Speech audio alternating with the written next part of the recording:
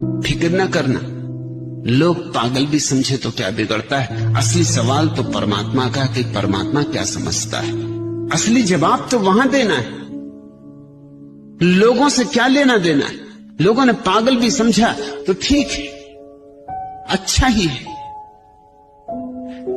लोग वैसे भी किसी दूसरे को बुद्धिमान थोड़ी समझते हैं। यहां प्रत्येक अपने को बुद्धिमान समझता है। वैसे भी लोग कहते हो या ना कहते हो, दूसरों को तो लोग ना समझ ही समझते हैं। बहुत से बहुत कहने लगेंगे, मगर आनंद को जियो, चाहे कोई कीमत चुकानी पड़े। पागल समझे जाओ तो समझे जाओ।